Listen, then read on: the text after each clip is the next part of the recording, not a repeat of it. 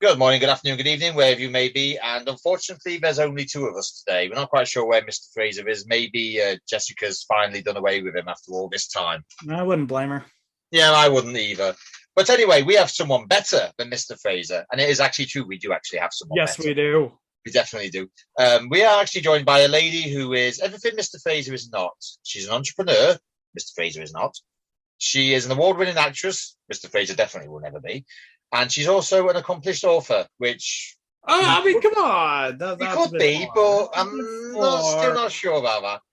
Anyway, the point is she could very well be the definition of she can do everything and anything. So, ladies and gentlemen, allow me to introduce, for a Sunday night podcast and interview, all in one, Christine Solomon. Thank you so much, guys, for having me on your show. You are too kind. Oh, don't worry. Just wait till we get started. You'll soon be regretting saying that. Yeah. All right, then. Obviously, first question. How did Christine Solomon get to where she is today? I would say determination, patience, believing in myself, working really hard, being organized, planning my goals, really creating intentional goals for myself and being honest with myself. What are the things that I can do? What are the things that I can get better at?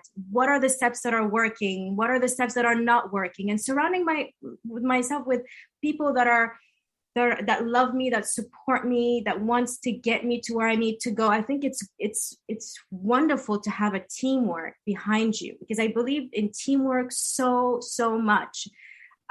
Also, don't ever underestimate yourself and don't let anybody tell you can't do something because you can. You are more powerful than you can ever imagine. So always believe in yourself and never give up. Actually, it's because our producer actually believed in what I was doing, that she actually persuaded me to actually start this podcast, actually.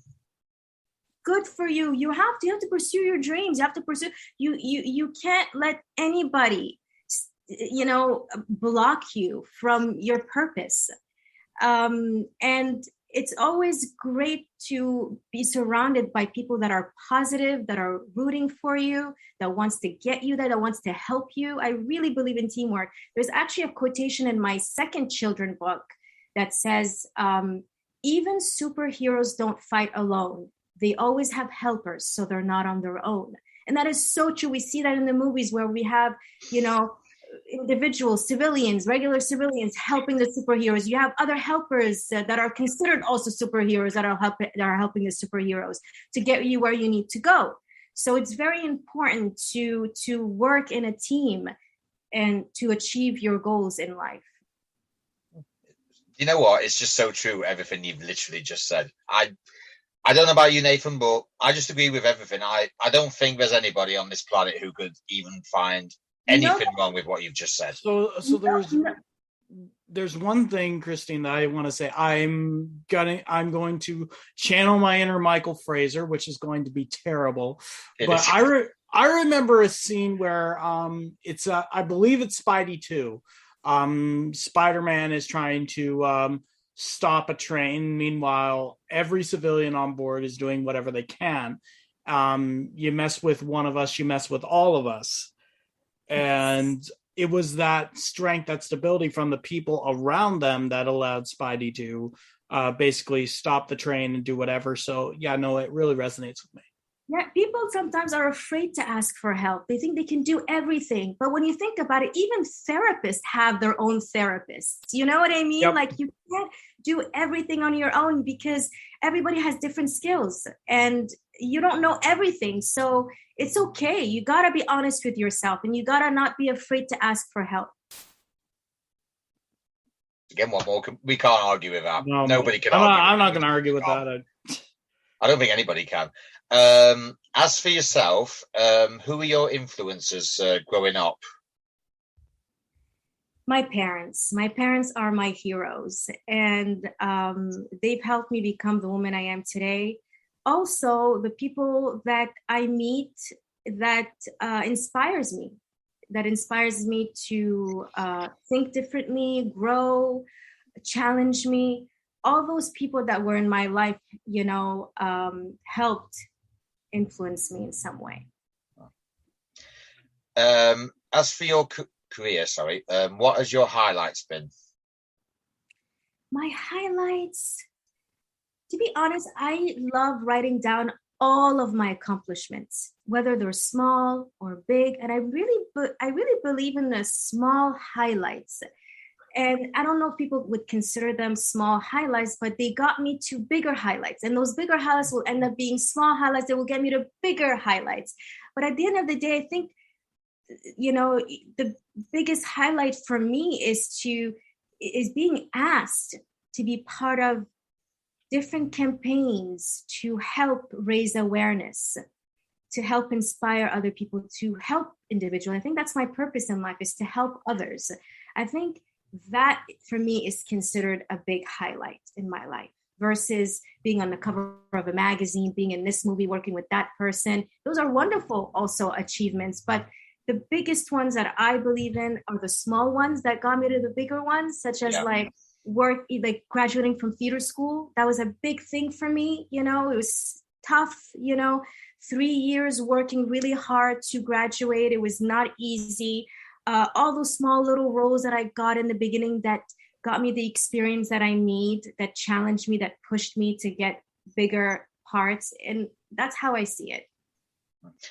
You have actually done much more on the outside of acting. You've actually been the host for many things, including Building for America's Bravest, which was actually a campaign was done by one Josh Duhamel, who, if anybody knows movies, knows exactly who Josh Duhamel is. Fortunately, we do know who he is. And you've also done red carpet interviews for Tom Ford's fashion show.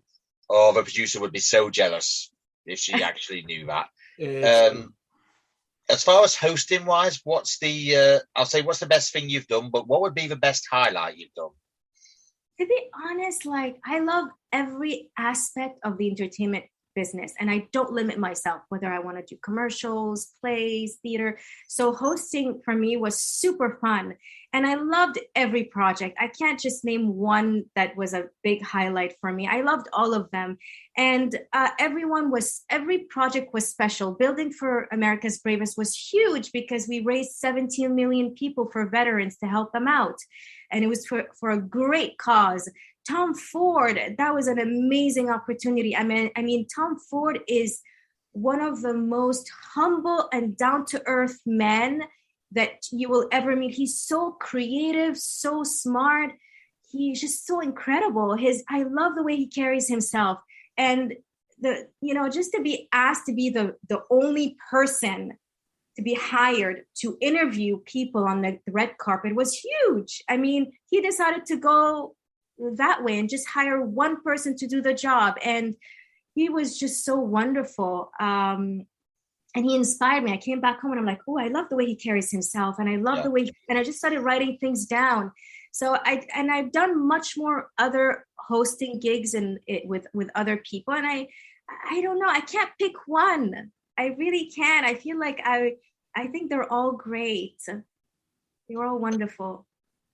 Well, I'm not going to say anything, although by the time we finish with you on our quiz, you will have to choose one. But seriously, I do kind of understand what you mean, because I can't even remember how long I've been interviewing, and there's always been someone or something about someone that always makes me go, yeah, I actually enjoyed that a lot. To be fair, Elena Sanchez, which was the first one we did on a Sunday night, we had so much fun with her. Although we kind of draw the line when saying she would choose John Cena over Dwayne Johnson. I think that kind of went over the line. But I must admit that Sunday night was probably, you were kind of like in from unfamiliar territory because we'd never done one, but we had a hoot. We had probably the greatest time of 2021 that night. It was. Yeah. So yeah, we do kind of know how it is, and I'm just kind of like, I'm kind of glad I've done all these. There's only been one sourpuss amongst the interviews, which I won't say who it is because I'm not that petty, but let's just say that it was really bad, and I try to not think of it at all. But aside from that one bad one, everyone else has been lovely, been understanding, and it's been like, I'm really, really glad that I've done those. And yes, you are up there as well, so don't worry. Actually, Nathan, this is actually quite impressive because have you actually served on the Screen Actors Guild Awards TV committee? Honestly, they reached out to me and they sent me a letter, and they sent me also after when I said yes to it, they sent me a special card too that would give me access to all the movies in the movie theaters and shows and things like that. They pick actors every year. Yeah. And I was fortunate enough that they chose me to do it. It was a lot of work and I loved every minute of it. It was very challenging. There was a lot of projects that I had to watch, but it was such an amazing challenge and I learned so much through it. And I'm very proud that I was able to be part of it. And you've also been a juror at various film festivals. Yes. Is it a case of validation for you that you've been nominated to do these, or is it a case of you just go to yourself and think, yeah, I do deserve to do this because I am that good. I've paid my dues. I deserve this. Oh, no, Dean, I don't think like that at all. I don't validate myself based on like highlights or successes in my life, because that's a really dangerous zone to put yourself in. Because as you know, in the entertainment business, there's ups and downs. There is, yeah. Yep. I define myself based on the ability to give, the ability to understand, my character, my truth. That's how I define myself, and I validate myself based on my character and my truth and the ability to give and help. That's how I do it. Wow. I would actually go down on my knees and literally say, I just bow to you, but unfortunately I can't. Oh, yes. Come on. Sure you can. Be fun. If only everyone was as nice and humble as you are. Oh, thank you so much. I'm just being myself. I think it's important to be yourself and not be afraid of it. And that's why when I wrote Odd Ed, I wanted to teach children about self-acceptance and self-love, because we live in a world where everybody wants to fit in. Everybody wants to copy one another. And the problem is that you don't thrive, you don't stand out if you're being somebody else. You gotta be yourself, because the way you are and your abilities and it's going to get you, your difference is gonna, and your uniqueness is gonna get you to succeed in life and accomplish things. Not because you're exactly like this person. Yeah. You know, so you have to be not afraid. And in some ways, you can also inspire other people to succeed as well. And and if you have your uniqueness, you can inspire others to have their unique traits as well. Absolutely. I was just looking at something. Sorry. Just for any ladies who are listening, you do actually do you have your own skincare line? I've been working on my skincare line for the past 3 years. I get stopped a lot for many, many years. What do I put on my skin? What do you do? And I do love supporting other brands out there, but what I've been consistent with was the formulations that I've developed for myself. And I never knew what to say to them. I always recommend other people's products. I didn't know what to say. Like I mix things together and I put it on my face. And then one day I realized, I was like, you know what? Like, I want to help people with the same skin condition as me. You know, like I said, I feel my purpose is to help others. And I have rosacea. I was born with it. And people would never believe me when I tell them I have rosacea. They're like, how do you maintain your skin to look like that? And it takes work, but you know, it's not everything that I put on my face, but it's also what I eat. It's important because eating it plays a huge part on your skin. And the skin is the largest organ of our body. So it's very important to take care of it and to stay away from the sun and to put SPF. So I said, you know what? Wouldn't that be interesting to, you know, share my skincare routine with everybody and just have it available for everybody? And I started working with a biochemist to make sure that, that the concentrations of every ingredient is correct for everybody to use, because I may use a higher concentration than somebody else. And just to, and then, the business side of it is what's taking me a bit more time because I'm learning about it. It's a whole new field for me. So we're going to be launching the skincare line this year. So do you have an exact date? I don't have an exact date, but I know the name. It's going to be called après in French, which means afternoon. It's an abbreviation for afternoon. I love getting my facials done in the afternoon, so I figured, why not call it après? Fair enough. I'm going to argue with that. As far as acting goes, you have done a fair bit in front of the camera. I mean, you've got The Detectives, Bullet Ride My Stretch of Texas Ground, which is now available it's on UK Amazon Prime. I'm going to assume it's everywhere else. Is there anything in entertainment you'd like to do that you haven't done yet? It doesn't matter whether it's like TV, movies, even in a music video even. Oh, I've done music videos. You know what I haven't done? I haven't done a radio play. And that's something that I would love to do, a radio play. It's so much fun. It's so much fun. I know. I would love to be part of one. And I've never been in a musical film. I've done musical plays, but I've never been in a musical film. So that's something that I would love to do. I've never been in an autobiography film, something that I would love to do, like a feature film, I've been in a short film, inspired by a real life story, but I've never been in a feature film where I play the lead and it's based on a real life character. I've done the Laramie Project, was based on the incident that happened in Laramie, and I played a real life character that was in a play, but not in a film. And I would love to work with Tim Burton. Like, he is my biggest, I just love him so much. It would be my biggest dream to work with him. Yeah, if only he could do another Batman movie, that would just be like everybody's dream come true. I know, or Beetlejuice, the second one, he's working on it. I'm like, I need to audition. I need to audition. I got my agent every day. I'm like, please, if you see anything, I just want to get just a chance, just whatever part. I don't care. Oh, by the way, RD Nathan here is actually a voiceover artist. Yeah, that's how I know a bit about radio plays. We did one for Finalcut. It was called Dr. J's Self-Help. Yes, he does actually do a very good Mark Hamill. In fact, we actually think he could actually be Mark Hamill's replacement. Oh, you always with the compliments, Dean. I know, always with the compliments. No, seriously, Christina. Dr. J's Self-Help. It was basically Dr. J in a social group work setting, trying to work out all of his little problems. He turns it into a show for the people of Gotham, and Gotham was like, "Oh my god! Oh my god, you're amazing!" He is looking for a Harley Quinn for next season. Ooh. If you're interested, I would be so interested. All right, let's hear the Harley.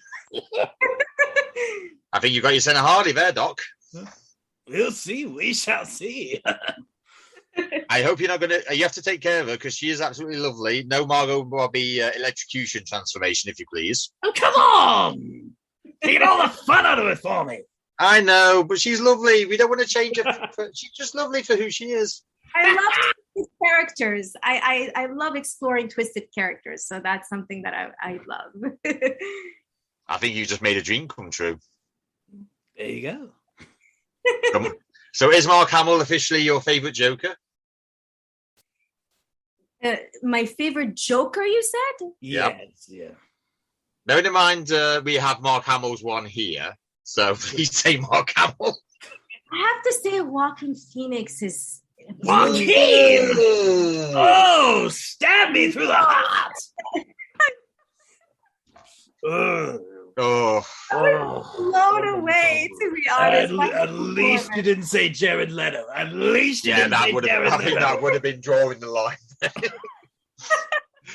Oh boy. Oh yes. The main reason you're here, you're also an author, and you're here to promote your new book, which you've already mentioned, which is called Odd Ed.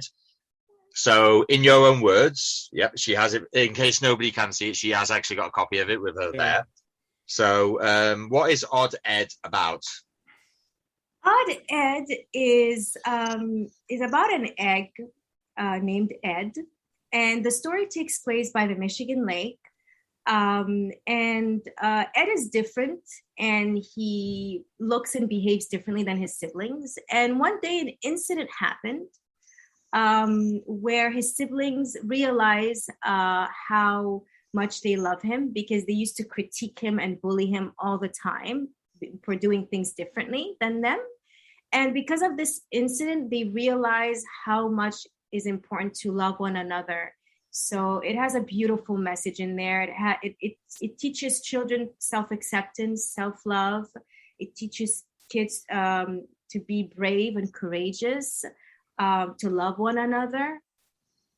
So that's what the book is about. Right. Now, I actually think this book is actually an extension, I feel, of you as a person. What was the inspiration to write a book about not judging someone just by what you see?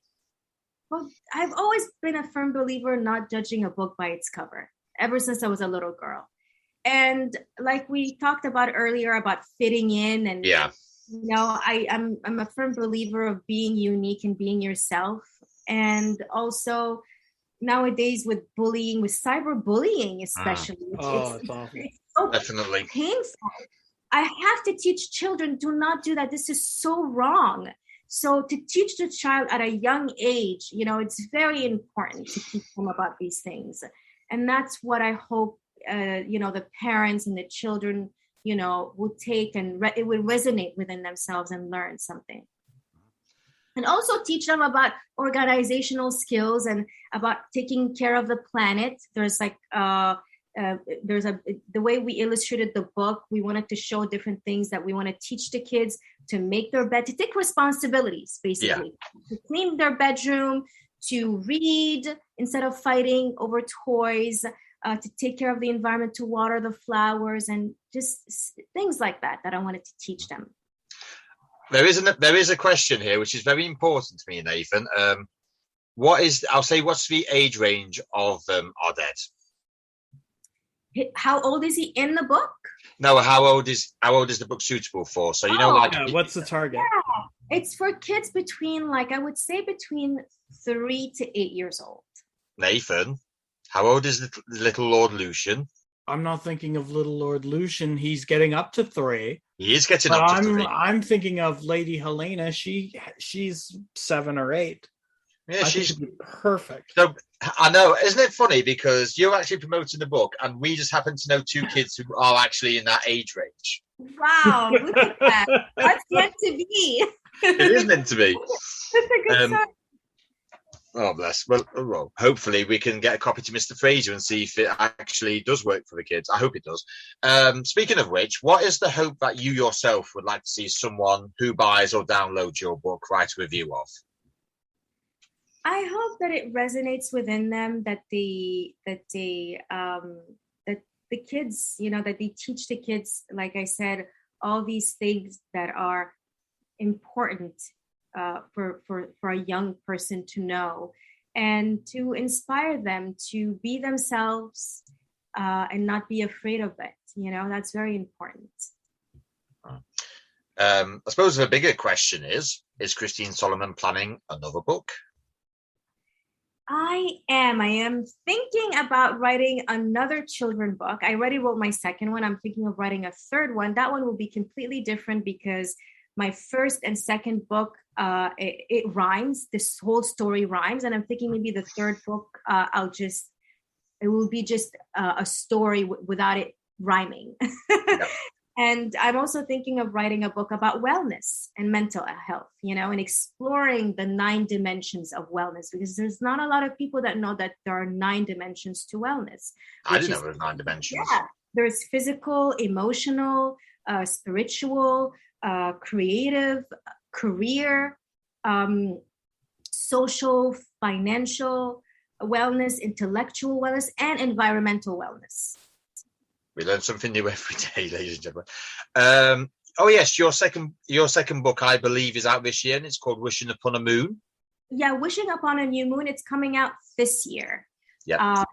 And it's a completely different story with different messages. I've always been, when I was a little girl, I always strived to be perfect, and I was obsessed with perfectionism and working alone. And then I later discovered that perfectionism is in the way. It's good to review and do double checking, but not obsessively be obsessed about it. And also working in team is very important, because when when I was young, I was always working alone. And then I discovered that that's not the right way to evolve and grow and achieve things. So I explore those things in the book. And I teach kids to behave well and not be rude. And it's about a story about a girl named Pepper, who's obsessed with perfectionism. And she's a 10-year-old. And one day she works with her best friend Bremner on a school project together. It's a science project. And something goes wrong. And she goes ballistic on him. And then he decides to leave her alone. And then he doesn't want to talk to her anymore, and she loses her best friend. And we see throughout the story, how does she get her best friend back? She starts to work on herself. She starts to meditate. She starts to read books about it's okay not to be perfect. And there's a mystical side to the story too, where she starts talking to the moon. And it's very, very interesting. And I don't want to give the story away, but it's a beautiful story. And I can't wait for everybody to read it once we launch it. Oh, just one more thing. Where would you find Odd Ed? You can find Odd Ed on Barnes & Noble's website, on Amazon. It's also available on the hillweiser.com website, which is the... Is it Amazon Prime? Is it Prime? It's available on Amazon Prime, isn't it? Yes, absolutely. I believe I have Amazon Prime, but the only problem is I can't ship it to Canada, not without costing me a fortune. Nathan? Have you got Amazon Prime? I do have Amazon Prime. Oh, you might have an order or two on the way. Yes. Just a question about books. Regarding as far as books go, would you expand into, say, the territory of, say, James Patterson, Stephen King, and J.K. Rowling territory, and write full-blown novels? Wow, that would be amazing. It is a challenge, to be honest. Maybe down the line, I can do something like that. It takes time to write a long novel, and I would be up for the challenge. Absolutely. Would you like to see them into movies? Yes, I would love to see Odd Ed into a movie. That too. Fair enough. Yes, one thing I must point out about Odd Ed: the illustrations were done by, and I'm going to apologize if I've butchered the name, but I have tried my best, Anastasia Balabanova. Yes, Anastasia Balabanova. Oh, thank God. Being rejected by not saying Arnold Schwarzenegger until I was 15 has finally paid off. I have actually seen her work, and I must admit I am absolutely impressed by some of it, if not all of it. What was it about Anastasia that made you go, I want her to do my illustrations? No ifs, no buts, I want her. I initially had an image for Odd Ed. I wanted to go for something more like a computerized, like Pixel, Disney Pixel. And then I auditioned about 50 illustrators, and I had like a callback, and then a second callback, and a third callback.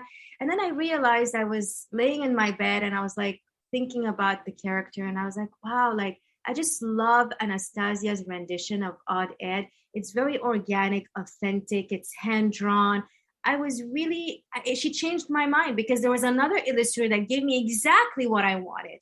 And that just goes to show you how in entertainment business, when actors are auditioning, don't hold yourself back, and don't put yourself down, because you never know. Sometimes the casting director doesn't know what they're looking for. And you might come in with a different choice or something different that you might wow them and be like, and you might change their mind initially of what they wanted, let's say. And it's not like I was making my own little movie. At the end, I chose Anastasia because it was very authentic, so cute. I loved her energy, and she was very patient, and that's very important too. Can I work with her? And it took us a few months to create this book. We faced a lot of technical challenges, but we pulled through, and we made it happen, and we never gave up. Yep. Now, you have actually done work in video games. Is video games an area where what you like to do in general, or as a former guest on here, Alex Gordon-Regan has done and voiced Keanu Reeves' girlfriend, which, in case anybody doesn't know, she did actually do that in Cyberpunk 2077.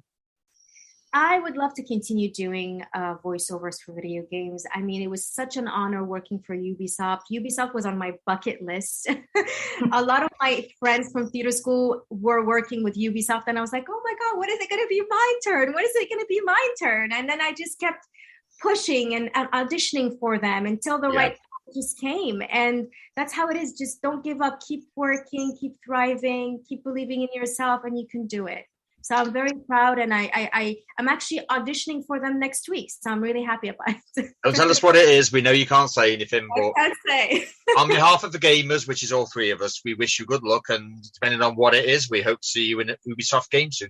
Speaking of Ubisoft, this is actually, well, to be honest with you, when I did research for you, it actually came up on certain areas that you actually was the first person to voice Mirror, as in the operator Mirror in Rainbow Six Siege, but that's not the case, is it? That is not the case. I found out recently about the mix-up because I'm not somebody who follows game news, and there's a lot of misconception about actors that they binge on movies and watch shows and all that, but most of us were actually really just working and auditioning and keeping busy. And whenever we audition for a show, we look up the show, we watch a few episodes to get a feel for it. So when I recently found out about it, I was like, oh, like, I auditioned for a character named Mina. And when I came into the session, the director at the time that was directing me, he's from Egypt. And we both knew. I even mentioned it to him. I said, Mina is a boy's name. And I suggested to change it to Mira. So Mira is an Iraqi woman who just lost her husband in the war. And she's in this camp and she's searching for him. And she says her name. She's asking, people around, and it was in a downloadable game that's available. So when people reached out saying, "Oh my God, I loved your character," I was like, "Really?" Like, I'm like, "Well, thank you. It's small, but I mean, like, I loved every minute of it, but I didn't understand, And then at the time, I didn't understand at the time, and oh my gosh, like. This was a huge mix-up, and I'm glad that you brought it up because I wanted to set the record straight. And I loved what the actress did for this character, Mira, because I believe her name is a Spanish name, short for Mira. So there is a confusion there. And since anybody can edit IMDb, they actually removed my character, Mira, which I actually did play in the game, which I'm hoping Ubisoft would add me back on. But I did play other characters. You did. I've actually seen this during the research, so I can vouch for you. There is one question. I'll tell you what, there is a few questions to put all this to bed. Did your character have a Vector 45? Which is the gun that Mirror uses? And I know this because I played Siege for a lot of years.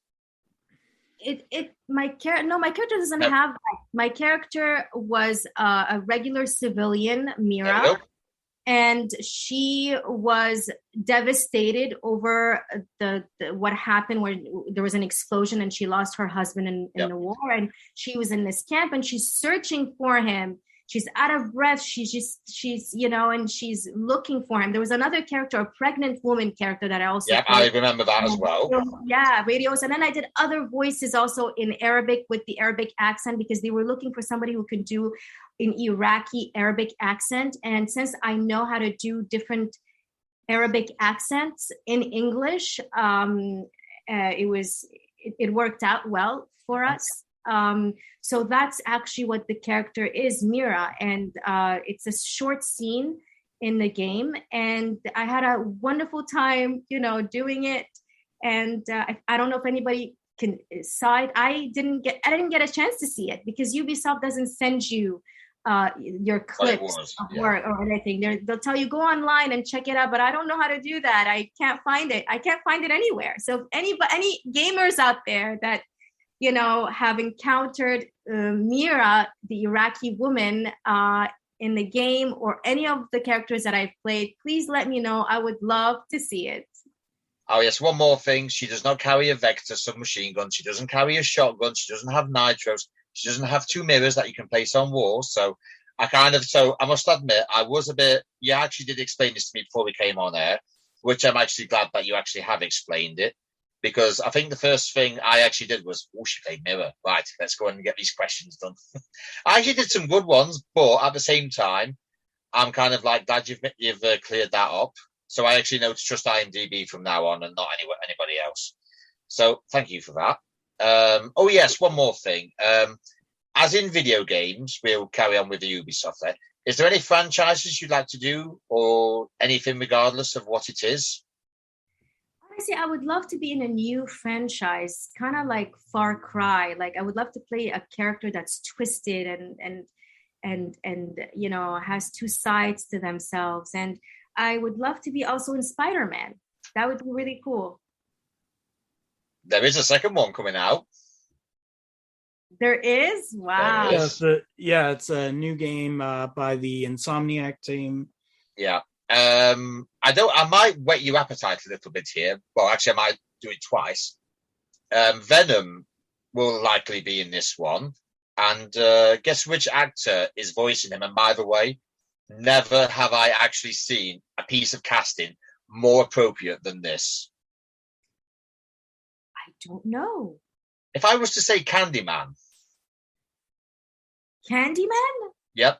Tony Todd, who played Candyman in the original, is voicing Venom. Really? Yeah. Wow. That I would love to see.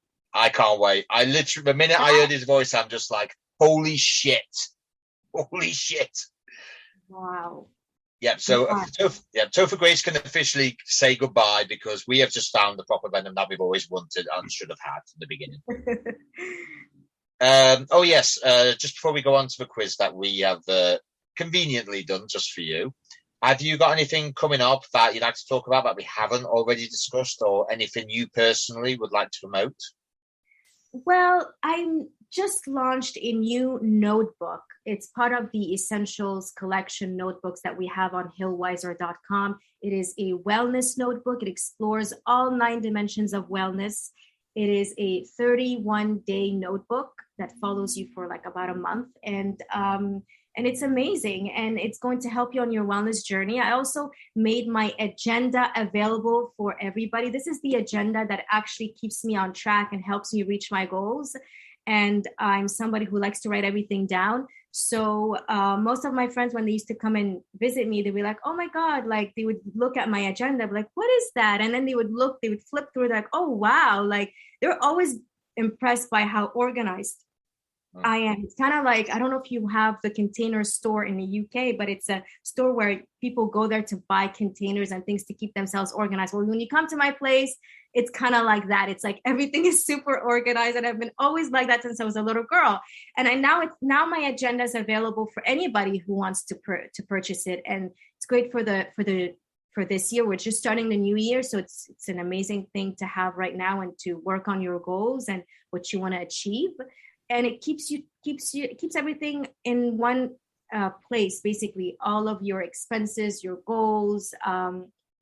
There's a yearly review. There's a monthly review, like a recap of everything you've achieved.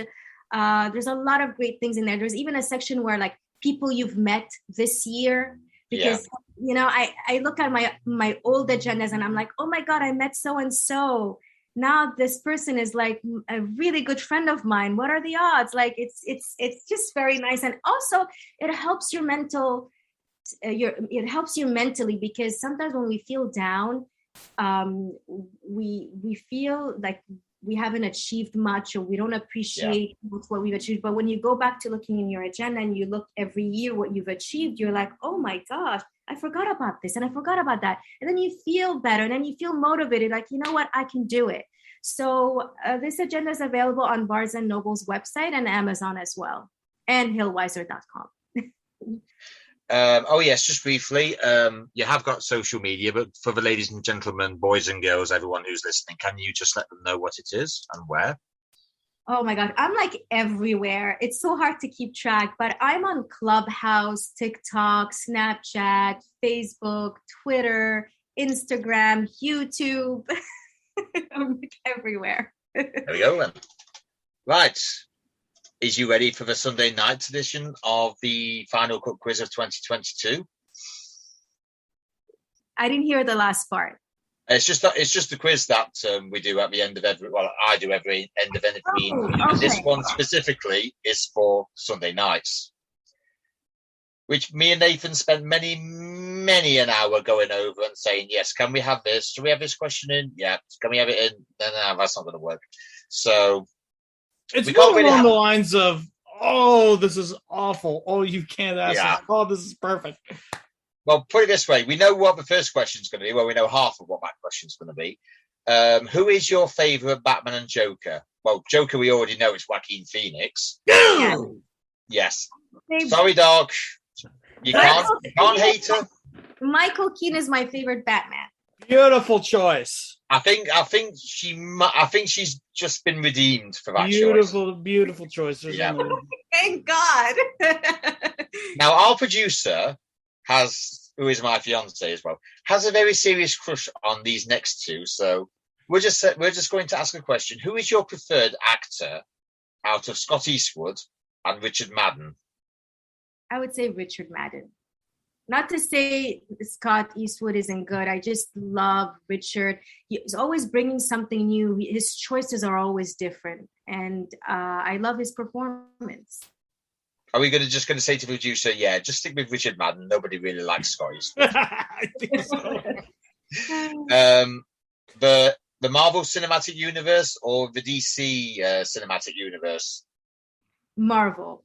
Nice one. Nice. Yes, Marvel. All the way. I binged on Marvel movies during the pandemic. Oh my God. I kept rewatching them. And I just can't get enough. I would love to be part of Marvel's one day, hopefully, if it happens. In fairness, there's always more franchises. In fact, I believe there's a Daredevil one that should be filmed at some point. So get your send down to be part of Hell's Kitchen.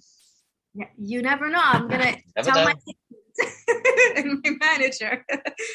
All right, then since you are familiar with good wrestlers, a la Johnny Mundo, Johnny Impact, John Morrison, etc., etc., we have two favourite wrestlers amongst our little posse. We have the Heartbreak Kid Shawn Michaels, which is Nathan's favourite. Good choice. And we have Michael Fraser's favourite. Well, he says it's not his favourite, but we seem to think it's his guilty pleasure. Bill Goldberg. I will say before you answer this question, not trying to sway you one way or the other, but Shawn Michaels did inspire John Hennigan, if that helps.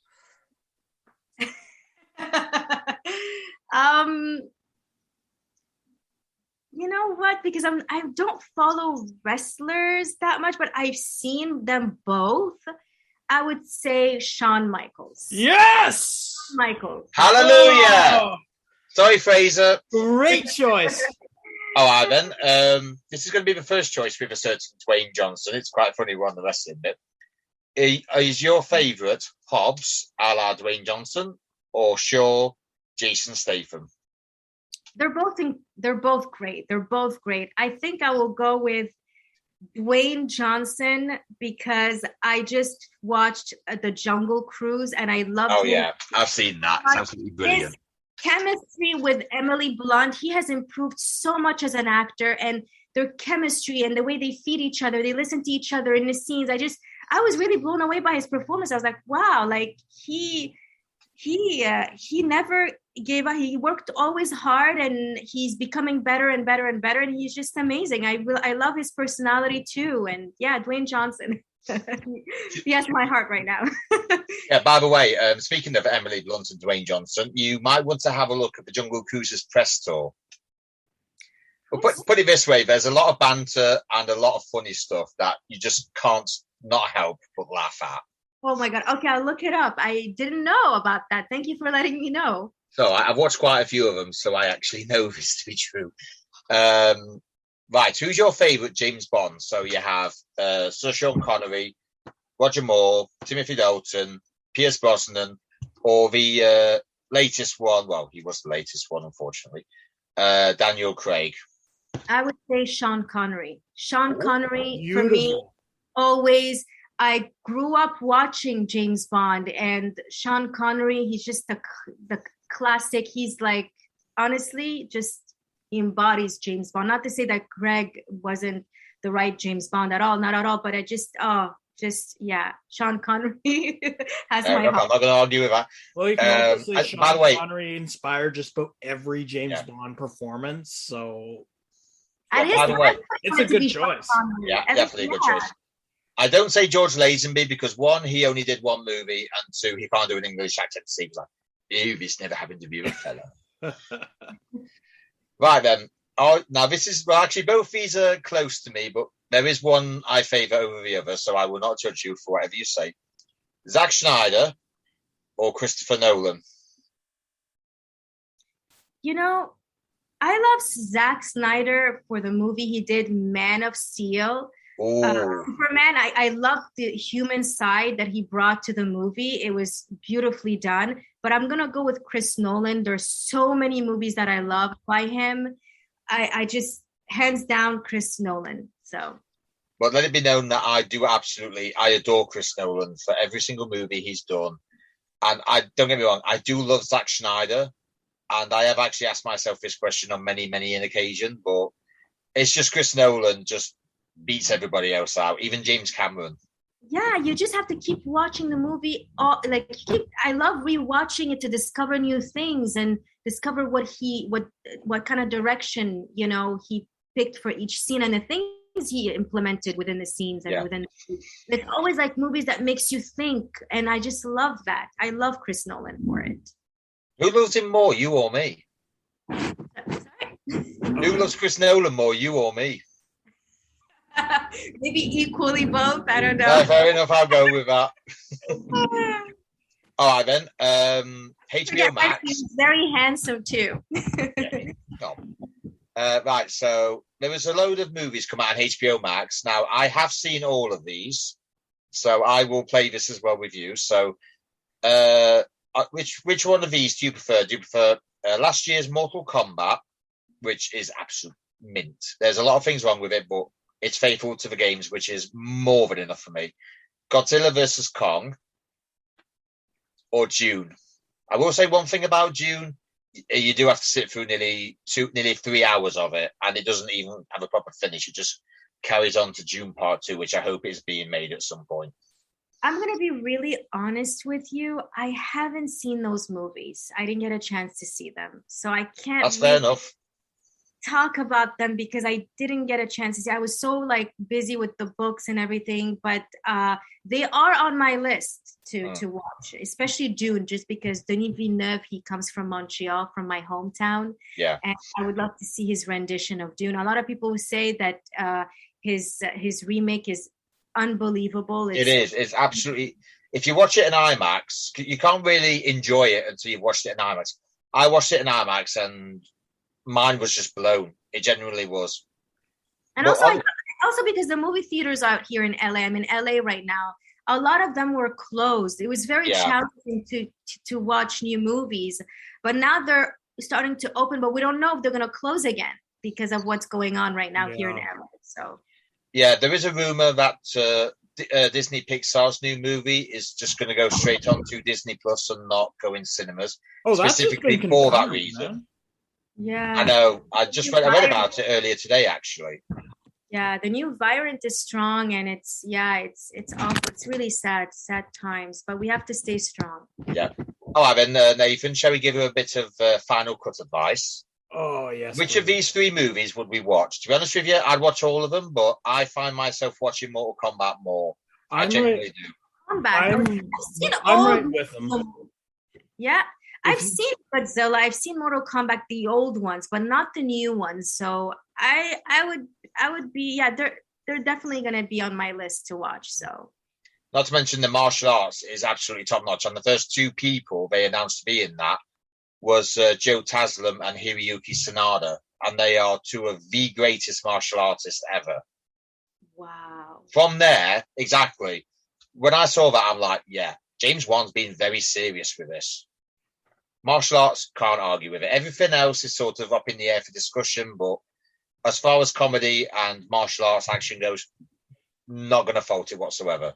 Now you're making me really want to watch it. I'll probably look it up after our interview and see By the way, Nathan, don't you have movies, and martial arts and stuff like that. I grew up watching Indian and Chinese movies, and when I was young, and Jackie Chan was one of my favorite actors. And I remember when I was a little girl, I would tell my mom, I was like, why is he not making Hollywood movies? He's so amazing. And then one day he did, and I was like, Mom, oh my God, Jackie Chan in a Hollywood movie. And people didn't know him in America, she says, but I knew who he was because my parents really, they were just, they loved entertainment, and they've introduced me to a lot of international movies when I was young. That's how I found out about James Bond, Oh, yes. Mr. Tasker has a bit of friendly advice for you regarding certain movie on HBO Max. Oh, yes. Okay. Do I really have to go into this again? Yes, we really we need to give her some consumer advice, which in your case is essential. I understand. Okay. On HBO Max, there is a certain movie. It is called Space Jam 2. Do not watch it, especially if you're a fan of the original 1996 masterpiece that is Space Which Jam. I am. If you want to watch it, is that because you know what? I auditioned for that movie. They loved me. They asking me for my availabilities, and then all of a sudden, I think they changed directors, and they had to change the casting director, and then we never heard back.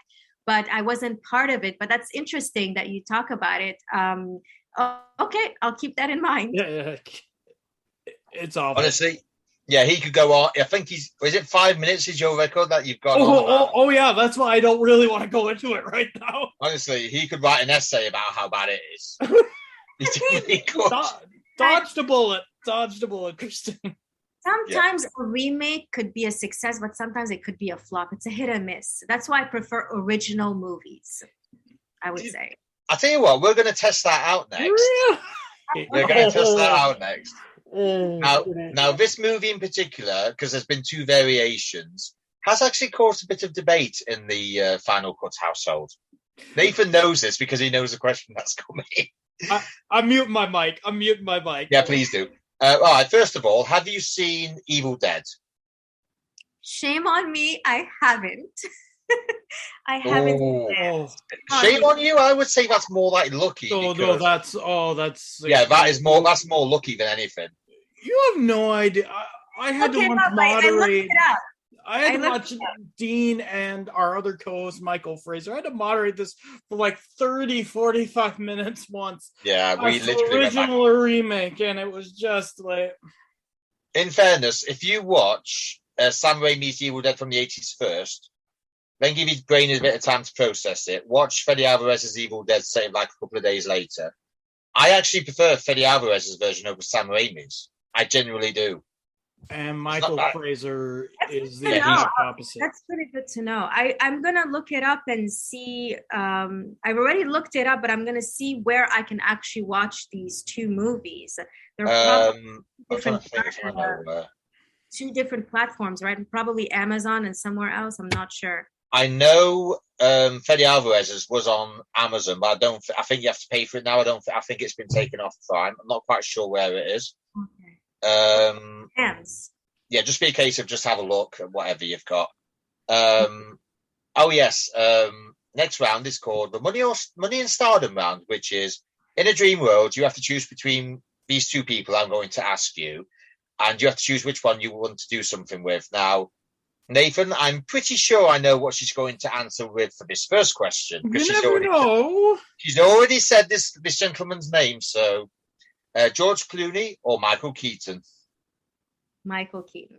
There we go. There we go. Told you. Oh, yes. Now, the interesting one is Mark Hamill. Doc, this is where you say... I understand. You've already slated him once.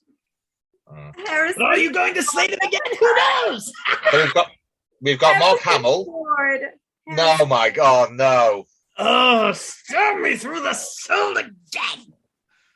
Even when he has like a small part in a movie, he's just spectacular. Have you seen him in The Age of Adeline? He was just like... I have actually seen Age of Adeline, yeah.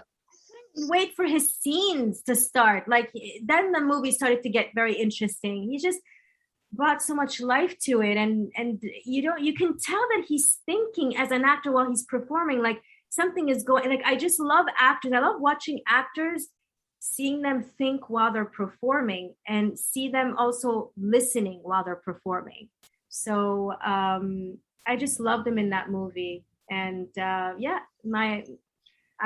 would say Harrison Ford. I'm sorry.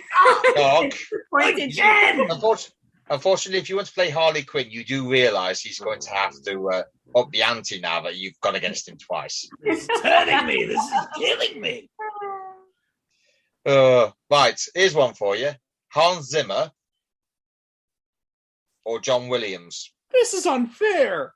Listen, they're both amazing, but I'm going to have to go with Hans Zimmer. I love this woman.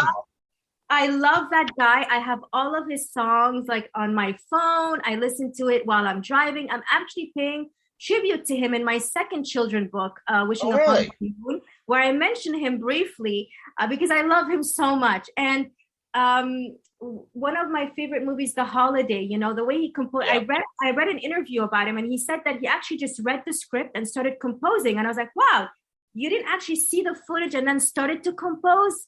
And I was like, that is it's a talent. He is so talented. It's unbelievable. And his music just gets to me, and it takes me to a place. And I just love him so much. Just a mental note for you. Hans Zimmer actually did the music for Dune. He did Dune, and he did also, I believe, Inception as well. Yep. Yes, it is. And Chris Nolan's Batman trilogy and Batman v Superman. I think really he actually together, I think he actually did Man of Steel's as well. But unfortunately now he's retired, unfortunately, from superheroes. He's gone, but he'll always be remembered. I missed his concert. At one point, like he was giving he never gives concerts, and he gave a concert, and I missed it, and I was so disappointed, you know. But yeah, I love Hans Zimmer. Yeah, and I love his personality too. He's just very lighthearted and just like laid back, and yeah, I love him. All right then. How's your supermodel knowledge? Quite knowledgeable. All right then, we're going to test that out. Who would you rather cast out of Kate Upton or Giselle? They're both beautiful women. They are. It's hard, but I would have to go with Giselle because I've been following her career for such a long time. And not to mention the fact that if you want to do a catwalk, you should immediately start with her. Yeah, she's wonderful. I actually worked with a photographer that worked with her, that shot her. And he told me so much about her. And he told me that whenever she does photo shoots, she has a mirror where she poses in front of the mirror while it helps her with all these poses. And I was like, that is genius, because I was thinking the same thing. I was like, I wish I have a mirror in front of me that helps me. And she comes up with these techniques of hers that works really well for her. And she's been around for a very long time. Kate Upton is amazing. She's wonderful. I went for Giselle just because she's been doing it for a very long time. She's very talented as well. And This one's gonna be even harder. It's easy for me because I know which one I'd have. Which one I'd pick over the other. Adriana Lima or Alessandra Ambrosio. Oh my gosh. Oh, I'm done it. I'm gonna crack her. I've seen them both. My God, they are dead drop gorgeous. I know. Like more beautiful than in the pictures. They're unbelievable, and their personality too. They both have this bubbly personality. They're super nice. That's hard, you guys. You're putting me in a position where I have to choose. Would you like me to make it a little bit easier for you? Yes. If you were going to sell something, you would hire Adriana Lima to do it. If I would what? If you were going to hire Adriana Lima to sell something, not only would you turn over record profits, but you would actually sell out of the stock that she actually promoted, which actually happened once. So if you were going to basically hire her to do your book, it would fly off the shelf to the point where you were like, "Oh my God, I've sold out." To be honest, Adriana Lima, she was I was introduced to her before Alexandra. So I would go with Adriana. I got to know her through Victoria's Secret before Alexandra. So I would say Adriana Lima. I'll tell you what, since you've actually mentioned Adriana Lima, is she actually as nice as her reputation precedes? Well, I didn't speak with her, but she was dining at a place where I was at, and we were walking past each other, and she was with her friends, and they were talking while they're walking. She seemed really, really nice. That's fair enough. And that is actually what her reputation precedes, actually, because when she retired from Victoria's Secret, all the angels were saying like how lovely she's been and how she's the inspiration for a lot of them who came up before they actually started doing Victoria's Secrets. And that is actually my ambition, to have her on here one day. Oh, I hope so. You always have to dream big. I dream bigger with Adriana Lima. You do. You have to dream big and visualize it. And I already have. Send it to the universe. It's going to come. Already have. I've literally everything you can think of, I have already done. Good for you. Keep doing it, because it's going to happen. I'll tell you what, this is actually quite interesting, because this next lot is either keeping it in the family, you could say. So the first choice is either Maggie or Jake Gyllenhaal. I like them both. I would go with Maggie. I would love to work with Maggie. I love what she brings on the screen and how she works on her characters. I love Jake too, but I would probably go with Maggie. You know, it'd be fun to get to know her and hang out with her. Not to mention the fact that Jake Gyllenhaal's in literally everything, so it's kind of like, oh, it's a Jake Gyllenhaal movie. I think Maggie's actually turned to directing, you know, mainly. I think she has. I don't think so. I think she's still acting, but she's very, selective on what she works on. I believe. The best Rachel Dawes of Chris Nolan's Batman trilogy, by far. She should have played her straight out. I'm just going to say that out now. All right, then. Well, I don't know if this is America's favourite couple, but it definitely has Canada's favourite man. Now, bearing in mind, Nathan is from Canada, so I'm not quite sure how he's going to take this if you don't pick the Canadian. We have Blake Lively, one of the most beautiful women in this world, and she's so beautiful she should be illegal. Or Ryan Reynolds. I would go with my fellow Canadian, as a Canadian, with Ryan Reynolds. But I do want to work with both of them, but I would choose Ryan Reynolds first. I would roast Ryan Reynolds. I really genuinely would. I must have about, I don't know how much it is of an A4 sheet, probably about a page of all the insults so I could throw his way. Comedy chops, his improvisation skills on set is unbelievable. You have to play Deadpool, right?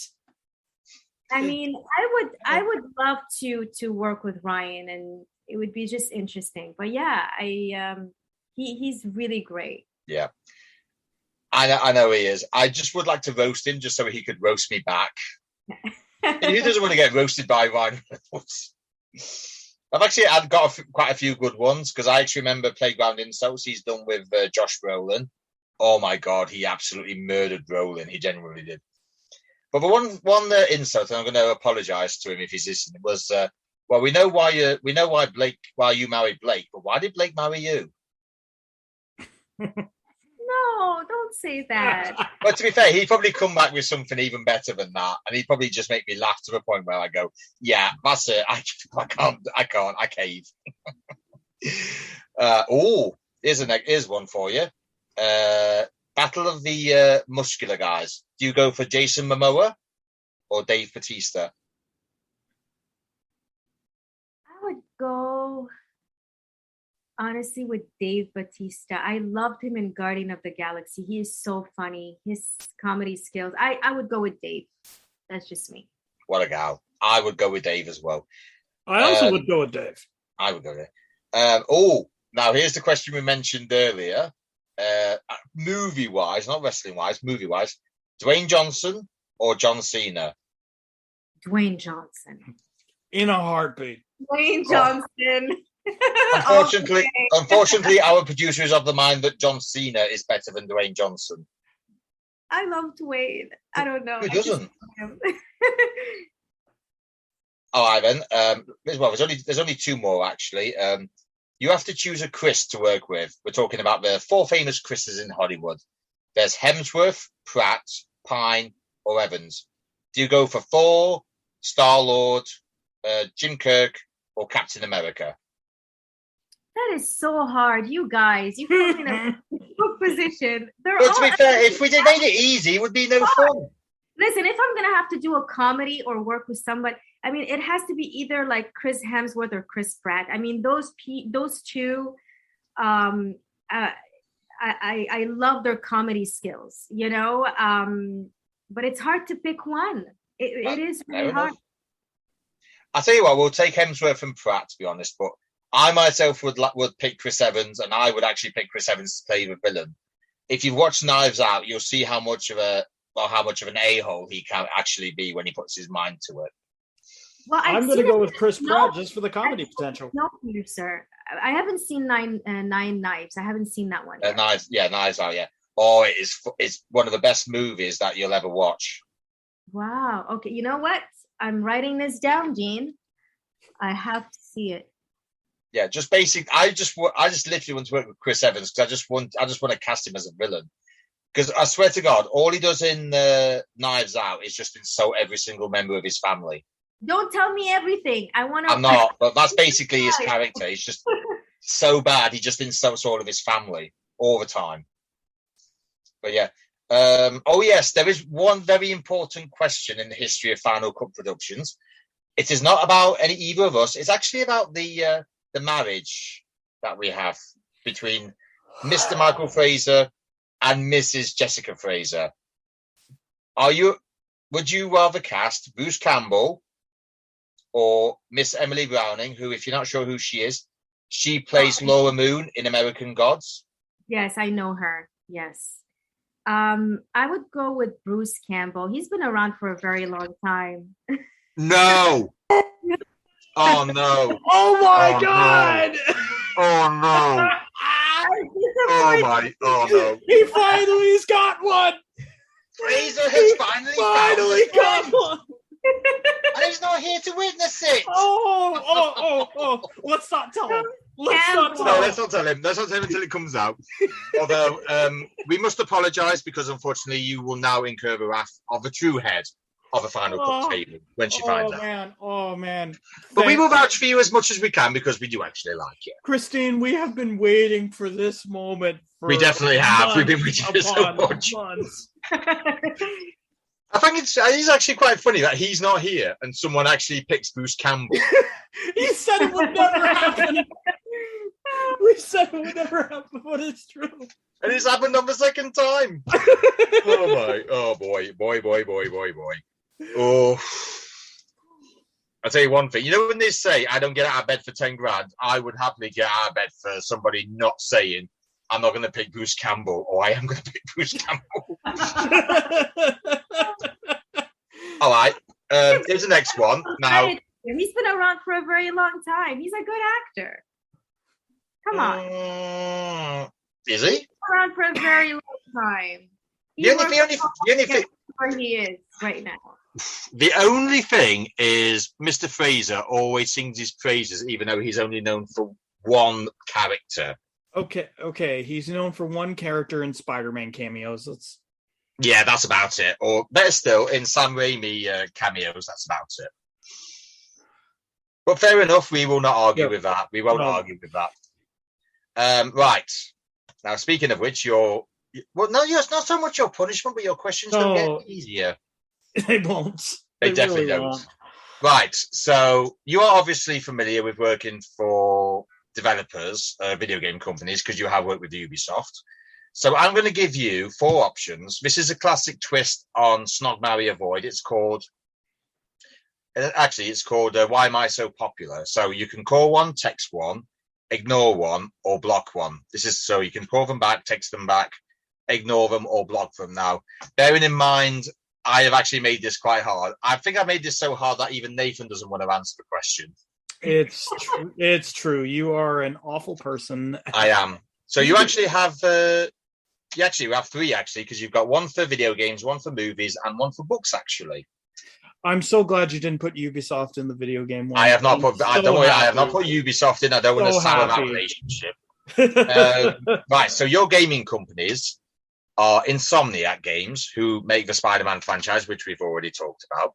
Rocksteady, who have made the very successful and soon to be even more successful Batman Arkham trilogy and Suicide Squad Kill for Justice League, which is great, by the way. Bethesda, who make Fallout, Skyrim, and Wolfenstein franchises. Or this is dear to my heart because I buy their games every single year. England's own Codemasters, who own the Colin McRae franchise, Dirt, and Formula One. So I will just put this into the chat for you, just in case you just need a reminder. I'll just put it in here quickly for you. There you go. Okay. Just so you know, I love all of these, so I will not take any to heart. Well, listen, I wouldn't block anyone. This is not my style. She's just so nice. She's just so nice. And you know what? Like, I usually don't ignore unless that production company was disrespectful. That, I would probably let, my agent handle it. But I would probably, because I mentioned Spider-Man, I would probably up Insomniac first, and then maybe England's own Codemasters. That's it. Put her in the next F1 game. Rocksteady, and then after that, Bethesda. Bethesda, yes. It is quite hard, but to be fair, I would actually... Do you know what? Even though this is Codemasters and they actually are English, I would happily call and text back Insomniac and Rocksteady. I genuinely would, because I love Spidey games. They're going to be here forever. Arkham is probably 3 of the best games ever done. Suicide Squad Kill for Justice League looks to be even bigger than Arkham altogether. And I'm pretty sure Nathan's about the same. Actually, I think I'm exactly the same, except I would block Codemasters because, And the other thing is Bethesda sort of were bought out by Microsoft and on PlayStation. Yeah, right? I know, but I still can't I can't block Skyrim. I can't block Skyrim. Says me, who's got 4 of their Wolfenstein games. So that's actually quite bad for me. I can't block Skyrim. Codemasters just has never done it for me. There are better developers for racing games and Codemasters, but yeah, I would definitely call Insomniac back. I love Spider-Man. I love Ratchet and Clank. Yep. Just the amount of talent that is there is absolutely insane. And they've got a new Wolverine game coming out as well. So I mean, there's so much positivity behind them. Rocksteady, have we whetted your appetite yet to go and audition for Spider-Man 2? No, I didn't get a chance to audition for Spider-Man 2. Oh, yeah. There will be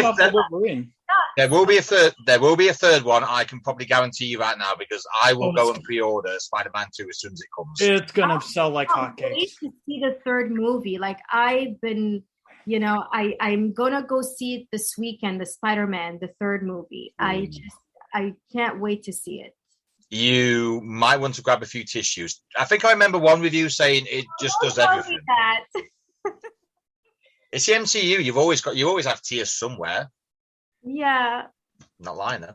And basically same principle, but I tell you what we could do instead of blog, because you're not that sort of person. You can ignore 2 of them. Is that any better? So ignore 2. Not my style. I'll probably call all of them. All right then. All right, we'll try this one, and we'll see which one goes where. Actually, I think this is pretty harder than the game one. Actually, there's Warner Brothers, Warner Brothers, Disney, Universal, and Paramount, and these are 4 nearest and dearest to my heart for many, many a reason. Well, I've been to all of those studios, and they're all wonderful. The one that gets to me every single time is Warner Brothers Studios. Every time I go there, it takes me back in time to old glamorous Hollywood. I love just the way the studio is made. The people are incredibly nice there. It's unbelievable. They're like a big family. and their cafeterias are just unbelievable. I'll never forget their cafeterias. I would probably, and I've been to Warner Brothers for so many meetings there. I would call back. You call Warner Brothers, yeah. Warner Brothers first. Then probably Universal, Paramount, and then Disney. Oh, I hope Disney don't look. You realize you've cost yourself a chance in the MCU or Star Wars. Hey. In her defense, she never said she'd block or ignore Disney. Yeah, that is true. Christine is a very, very busy woman. I'll tell you what. Thank her for her time. And all of these other studios should really thank her for her time. Yeah, definitely. All right, then. Here's a question for you. So say you did decide to go into a full-length novel, which will probably be before Michael Fraser actually starts his next comic book. Oh, God. We've been waiting for years for it. We still don't think we're ever going to get it. I have voiced so much promotional material for that man, and he's got nothing to show for it. Oh, you have to... To be honest with you, I'm beginning to think Michael Fraser owes you a load of wages, a load of loyalties for that. Of course he does, but do you ever listen when you go into the contract with the man? No, of course not. He always says, "Oh, it's coming. It's been over a year, Fraser. At least give me more than concept art." I think you broke her. I genuinely think you have broken her. Oh, sorry. Terribly sorry. I'm just venting a little bit of frustration right now. You are so good. Nathan, Thank you. Thank you so much. All right, then. All right, we'll give you time to recover because Nathan can be like that. He's like, I'm like that with him a lot. I'm terribly sorry, Christine. Really? It's okay. I forgive you. You forgive me. Oh, that's wonderful. She forgives me, Dean. I do. Oh, someone actually likes Eric Cartman. Wow. That does happen. It does. Christine respects my authority. What can I say? You don't respect mine? Nobody respects yours. Well, that's fair enough then. Then again, even Michael Fraser doesn't respect my authority. Michael Fraser respects no one. Yeah. Not even his wife, and even she's right 99.9% of the time. Yeah. Right, so... Yep, so we'll get there. So say you did decide to go into graphic novels, or novels, whichever one you prefer. So I'm going to give you a few choices about what your first book would be. So for your first novel, would you do a thriller, science fiction, horror, or action? I never thought about it, but maybe... Because when I was a little girl, I loved action adventure. Maybe I would do action adventure with a hint of something magical, mystical about it, something like that. And then I would do maybe a rom-com, like romantic comedy kind of novel. That would be nice too. So, we have been missing a Nicholas Sparks type book from the movie library quite recently, actually. So, might work. What else I love? Suspense.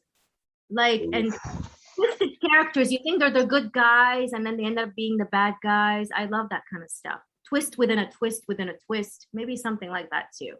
I'm going to say don't write a book about us because there's no twists involved. We all know Michael Fraser's lousy at predictions, and last year just confirmed it. Man. Me up. We do. We actually, in fact, we can actually tell you this. We did 3 predictions for 3 wrestling companies last year: WWE, Impact, and AEW, and he lost 2 of them. Yeah, he finished dead last. He finished dead last in 2 of them.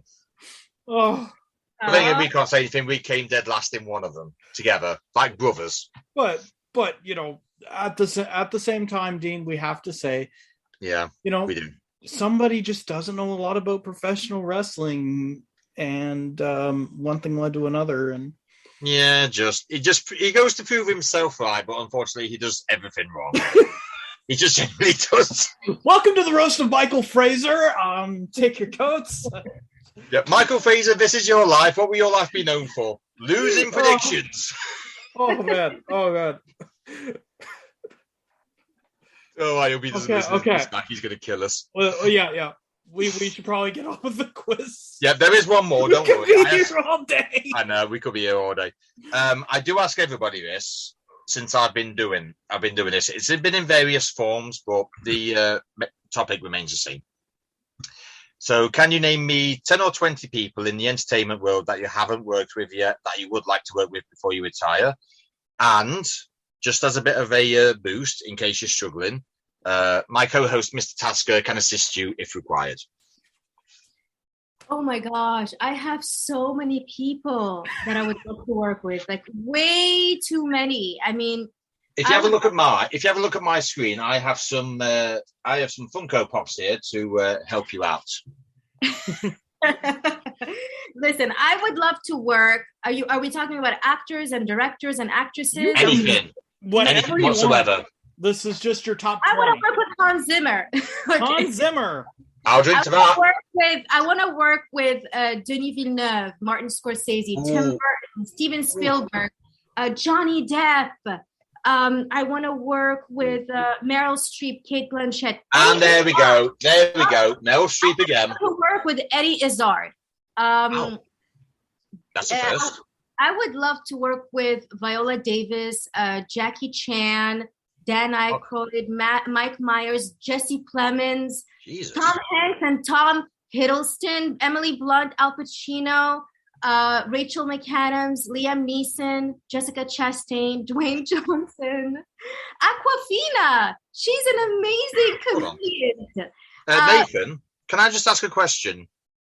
Has anyone ever rolled answers off this quickly for this question? No. I swear on my life, no one answers them. I'm not done. Oh, God, she's not done. You just carry on. Let her. We'll just carry on. I want to hear all of these. Let's do this. I want to work with Denzel Washington. I want to work with Chiwetel Ejiofor. I want to work with Robert Downey Jr. I want to work with Jon Favreau. I want to work with Steve Buscemi. Steve Buscemi. I used to have a huge crush on him.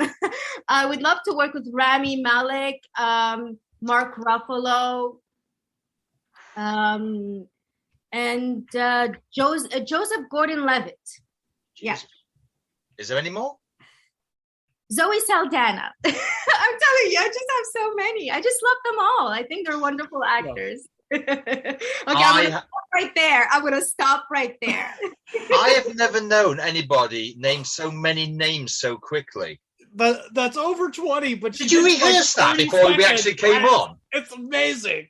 Did you just say it like you've been rehearsing it every time you get out of bed and go in front of the mirror and say said person's name? It's almost like you rehearsed it every single day. And yet we can hear it in your voice. You're so genuine, so passionate. It. Wow. Oh, I think this is the new yardstick for we've ever heard. Yeah, I think this is the new yardstick for how a Sunday night interview should be. Yeah. This is how. So, how many yardsticks have we actually got here? Someone who wants to work with everyone. Someone who has named more people off in about 2 minutes than some people manage in 20. Why limit myself? Why limit myself? You know what I mean? Exactly. I'm just somebody who, enjoys meeting new people, learning from new people. And these actors are just so wonderful. And I'm sure that I'm going to learn so much from them. So I think I'm actually in a state of shock. I genuinely think I'm in a state of shock. I'm so stunned that you actually named off as many as you did so quickly. I'm like, oh my, I'm absolutely speechless. There's one I have. I don't know what to say. In terms of directors that shocked me. Ultimately, Tim Burton would be my number. Did mention Tim Burton. Yeah. I was thinking Alfred Hitchcock, though. It can be alive or dead. I would say Shakespeare. I would want to work with Shakespeare. Oh, yeah. Okay. Brilliant. All I'm going to say is, when you mentioned Shakespeare, I went, God bless Nicholas Meyer. Just for reference, he directed Star Trek's 2, 4, and 6, and Shakespeare is heavily involved in all of those, and that's where I got my love of Shakespeare from. Plus, how better can you have than Carnelian Singh quoting Shakespeare as he dies? I got Shakespeare my love. Shakespeare was a genius. Even he was not just, a writer and a director, and all of that. He was also teaching. He was an acting coach. The way he wrote things to teach actors how to perform. If you go back to the folio and you see how he wrote everything in codes to teach the actor how, when you say that line, this line, he's a little bit nervous, so it speeds up a lot faster than this one. And then he just gives you so many indication in there. And it's wonderful. Every time I was performing anything that was Shakespearean, I would go back to the folio and look at the code. And we were taught that in theater school. It was fascinating to me. I generally don't know how to end this. I generally do not know how to end this. I will say this. If you're looking at Shakespeare and you're looking at his great character work and just him as a writer, the way that he wrote Lady Macbeth, that is still, to me, the greatest female ever written in any media ever. Just because of how calculated every action that she ever did was. And you could see it right from her introduction in Act 1.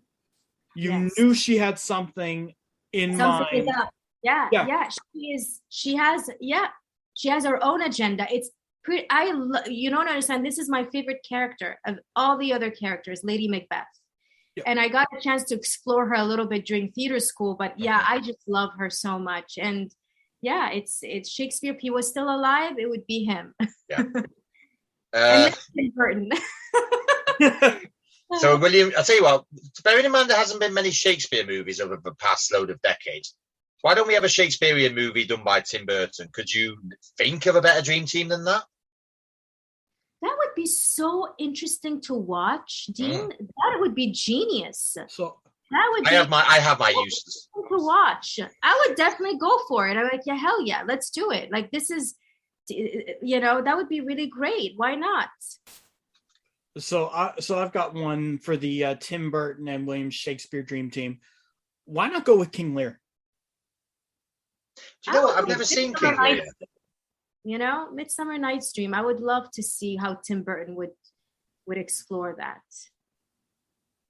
I actually would like to. I must admit, I've never seen anything in movie-wise, anything like King Lear, but I would actually like to watch it. Most I know is Romeo and Juliet and Macbeth as well, because I have seen Macbeth a few times by various different versions. But I'd be up for King Lear. If you want to see a King Lear, look up it was a PBS play. I forget the year and I apologize, but it had Ian McKellen as King Lear, and it was absolutely sublimely done. The guy is sublime. What can I say? Actually, do you know what? I don't actually generally know. Usually I have a witty line for ending off, but I generally don't know what to say.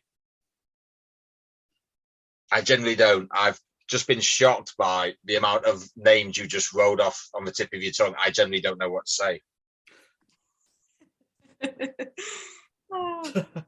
Of all the wonders I yet have heard, it seems to me that men should fear. The bell invites us. Hear it not, for it is a knell that summons thee to heaven, or to the end of the podcast, which is hell. Thank you so much, Christine, for coming on and being so wonderful. On behalf of Dean and myself, thank you for everything that you've done. Good luck with everything in your career. Absolutely wonderful person. Oh my God. Thank you guys so much for interviewing me, for having me on your show, and for making me laugh so hard. I was crying. You guys made my day. Thank you so much. You see, the thing is with Mr. Trick here, you see, if Mr. Fraser would have been here, we would have had to cut the podcast short because you would have had to go to the toilets. Oh, yeah. And that is no word of a lie. So you've just done that lovely bit, mate. So I'll simply say on that, ladies and gentlemen, Finalcut's second Sunday night guest. And to be honest with you, you can come and host. Every time Mr. Fraser is not available, we can happily have you on here. Absolutely. You've been absolutely lovely, loving, respectable. Everything you can chuck in the kitchen sink with anything like that.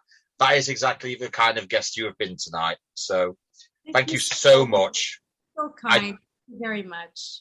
Oh, ladies and gentlemen, Christine Solomon. Thank you so much. Thank you.